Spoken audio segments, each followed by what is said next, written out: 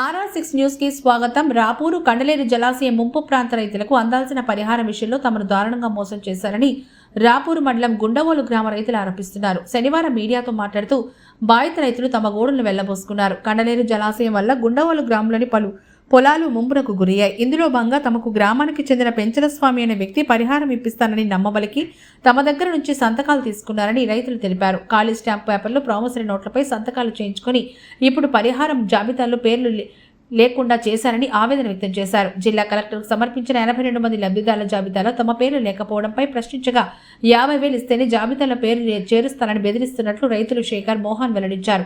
ముంపునకు గురైన తమ పొలాలను వదిలి అసలు సంబంధం లేని ప్రాంతాల పొలాలకు పరిహారం మంజూరు చేస్తున్నారని రైతులు ఆరోపిస్తున్నారు. దీని విషయంలో కలెక్టర్, రెవెన్యూ అధికారులు చొరవ చూపి నిజ నిర్ధారణ చేసి సదరు వ్యక్తిపై కఠిన చర్యలు తీసుకొని తమకు న్యాయం చేయవలసిందిగా ప్రాధేయపడ్డారు. కానీ మాకు ప్రభుత్వం ఎవరు మాకు సహకరించలేదు. జిల్లా కలెక్టర్ అని మంచి తెలుగు డబ్బులు కానీ మాకు ఎవరు సహాయం చేయడం లేదు.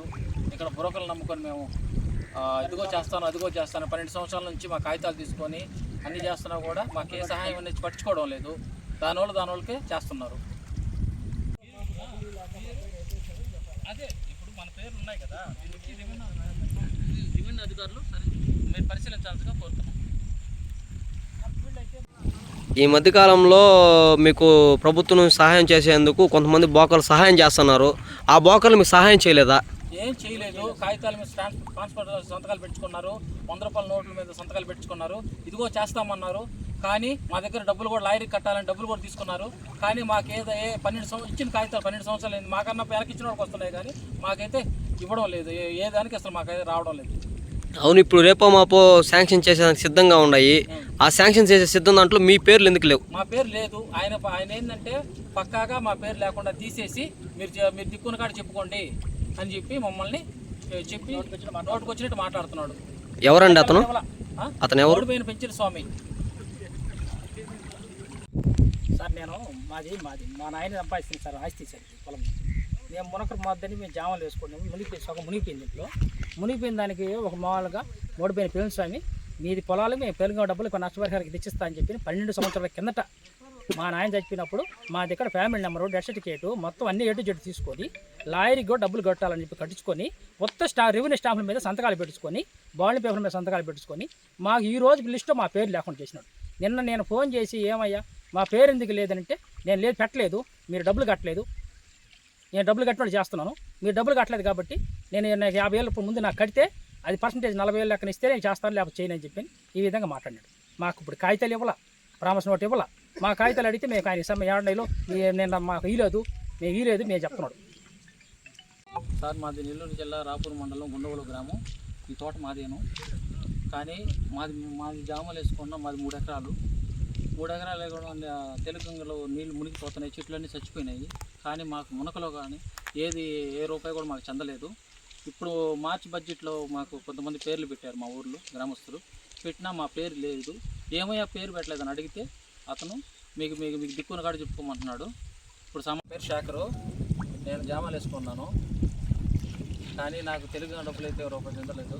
ఇచ్చి 12 సంవత్సరాలు అయింది కాగితాలు ఇచ్చి.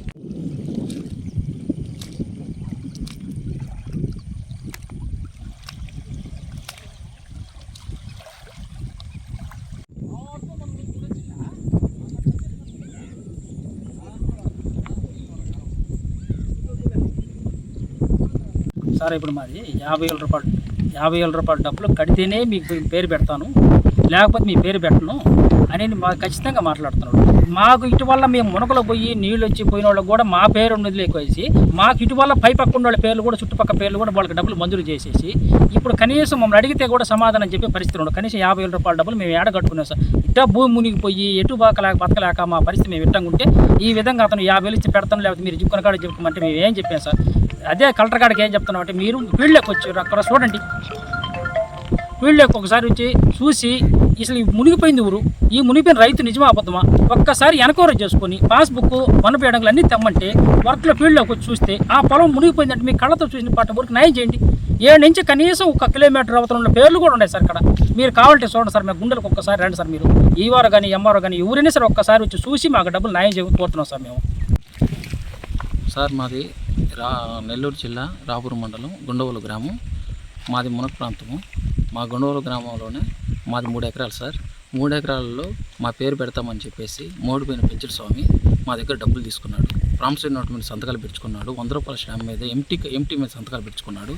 కానీ మేము నిన్న 83 మంది సంతకాలు పెట్టుకొని మా పేరు పెట్టలేదు మా అన్న ఫోన్ చేస్తే, మీ పేరు పెట్టను, మీరు ఏ ఊరు చెప్పుకోండి, మీరు అసలు మీ సంతకాలు పెట్టిన కాగితాలు కూడా మా దగ్గర లేవని వాదించాడు.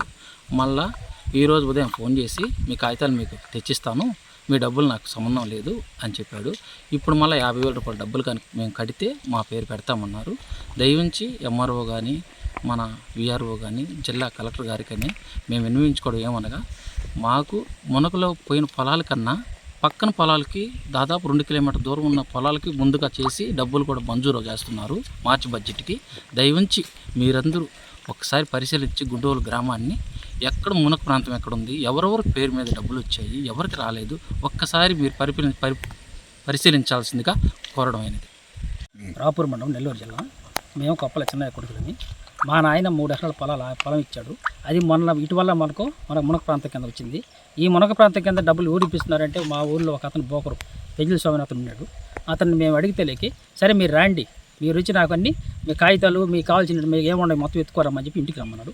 మేమైతే మేము అన్నదమ్ములు ఇద్దరం నెల్లూరు పోయాము. నెల్లూరు పోయి వాళ్ళు అపాయింట్మెంట్కి పోయిన తర్వాత పిలిచినాడు. ఎంటీ స్టాంపుల మీద సంతకాలు పెట్టమన్నాడు, పెట్టినాము. స్టాంపులు 10 రూపాయల స్టాంపుల మీద సంతకాలు పెట్టమన్నాడు, పెట్టినాము. ఇటువల్ల మీకు ఎందుకు నేను చేస్తానని చెప్పి అన్నాడు. చేస్తానని చేసిన తర్వాత ఇటువల్ల మనకు 12 సంవత్సరాల తర్వాత ఇప్పుడు మన లిస్టులో 82 మంది పేర్లు వచ్చిన తర్వాత మా పేరు లేకుండా పోయింది. నిన్న ఫోన్ చేశాను నేను, ఏమావా మా పేరు ఎందుకు పెట్టలేదంటే, మీరు అమౌంట్ కట్టలేదయ్యా, అమౌంట్ 50,000 రూపాయల డబ్బులు కట్టిన వాళ్ళు పెట్టినాను, మీరు అమౌంట్ కట్టలేదు కాబట్టి పెట్టినాను. అమౌంట్ కాదమ్మా, ఆ రోజు పర్సంటేజ్ లెక్కన మాట్లాడుకున్నాం కదా, పర్సంటేజ్ లెక్కన మాట్లాడుకున్నప్పుడు ఇప్పుడు 50,000 రూపాయల డబ్బులు కడితేనే పెడుతున్నాను, మీరు డబ్బులు కట్టలేదు కాబట్టి కట్టలేదు, మీరు పెట్టలేదు, మీరు ఏం చేసుకుంటో చేసుకోన్నాను.